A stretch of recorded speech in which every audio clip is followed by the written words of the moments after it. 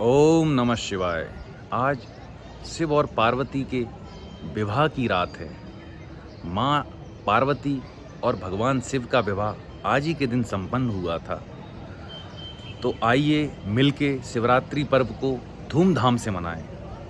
इस व्रत के पीछे जो कथा है वह कथा इस प्रकार है कि माँ पार्वती ने भगवान शिव से पूछा कि प्रभु, शिवरात्रि के दिन ऐसी कौन सी कथा सुननी चाहिए जिससे मनुष्य के पाप नष्ट हो जाएं और वो मोक्ष की राह पे आगे बढ़े। तो शिवरात्रि के दिन भगवान शिव ने माँ पार्वती को यह कथा सुनाई कि पार्वती, बहुत समय पहले की बात है, एक नगर में एक शिकारी रहता था अपने परिवार के साथ। परिवार में उसकी बीवी थी, बच्चे थे और वो शिकार करके उनका लालन पालन करता था। हुआ यूं कि वो बहुत गरीब था और उसने शहर के महाजन से ऋण ले रखा था जो कि वो चुका नहीं पा रहा था। यह ऋण लगातार ही बढ़ता जा रहा था। एक दिन महाजन ने उसको बोला कि मेरा ऋण आज ही चुकाओ। शिकारी वो ऋण ना चुका पाया तो महाजन ने उसको शिवालय में बंद कर दिया। संयोगवश उस दिन शिवरात्रि थी तो उसने पूरे दिन शिवालय में भजन कीर्तन को सुना। रात को जब शिवालय से वो बाहर निकला तो उसने आज ठान लिया कि कैसे भी करके मैं महाजन के पैसे लौटा के रहूँगा, और वो जंगल की तरफ शिकार करने के लिए निकल पड़ा। जंगल में शिकार करने के दौरान उसको कोई भी शिकार नहीं मिला तो वह एक पेड़ पे मचान उसने बना ली और वहाँ वह रुक गया। संयोगवश वह पेड़ बेलपत्र का था, जो आप मेरे पीछे देख सकते हैं। ये बेलपत्र का पेड़ है और यह मेरा सौभाग्य है कि मेरे घर में बेलपत्र का पेड़ है। तो शिकारी वहाँ रात भर बैठा रहा और संयोगवश उसने पेड़ के पत्ते तोड़ तोड़ के नीचे फेंकता गया। फिर एक दूसरा संयोग यह था कि उस पेड़ के नीचे शिवलिंग था और वो पत्ते उस शिवलिंग पे गिर रहे थे।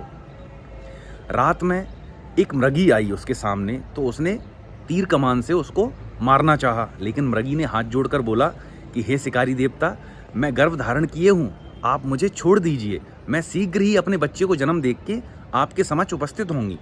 उसने मृगी को छोड़ दिया। फिर थोड़ी देर बाद दूसरी मृगी आई। दूसरी मृगी ने भी यही बात कही कि हे शिकारी देवता, आप मुझे छोड़ दीजिए, मैं अपने बच्चों को छोड़ के आपके पास उपस्थित होंगी। उसने उसको भी छोड़ दिया। फिर तीसरी मृगी आई।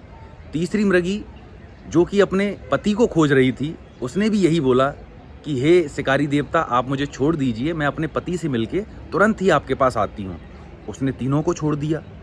कुछ देर बाद मृग आया तो उसने मृग को मारना चाहा तो मृग ने भी कहा कि हे शिकारी देवता, मुझे छोड़ दीजिए, मेरी 3 पत्नियां हैं जो कहीं गुम हो गई हैं, मैं उनको ढूंढ के उनसे मिल के और शीघ्र ही आपके समक्ष उपस्थित होऊंगा।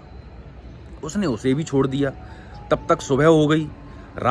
दिन और रात की भूख प्यास से, यानी कि वो व्रत रह लिया, उसका पेट खाली था तो उसके दिमाग में अच्छे विचार आए और उसने संयोगवश शिवलिंग पे बेलपत्र चढ़ाए थे। साथ ही साथ उसने पशुओं की दोस्ती, प्रेम और करुणा देखी तो उसके मन में हिंसा की जगह करुणा का निवास हो गया। देवता उसका आह्वान करने लगे। देवताओं ने उसकी पूजा की और उसने देखा कि सारे के सारे मृग और मृगी उसके समक्ष उपस्थित हैं। उन्होंने उससे कहा कि अब आप मेरा शिकार कर लीजिए। तब तक शिकारी का हृदय परिवर्तन हो चुका था। ऐसी भगवान शिव की उस पर कृपा पड़ी कि वो हिंसा से करुणामय जीव बन गया और अंत में मोक्ष को प्राप्त हुआ। तो इस कहानी से हमें ये सीख मिलती है कि अगर हमारा धर्म और हमारा कर्म अगर अच्छा होगा तो हमें अर्थ यानी पैसा तो मिलेगा ही मिलेगा, साथ ही साथ जीवन का अंतिम उद्देश्य मोक्ष की भी हमको प्राप्ति होगी। तो आइए बोलिए भगवान शंकर की जय। ओम नमः शिवाय।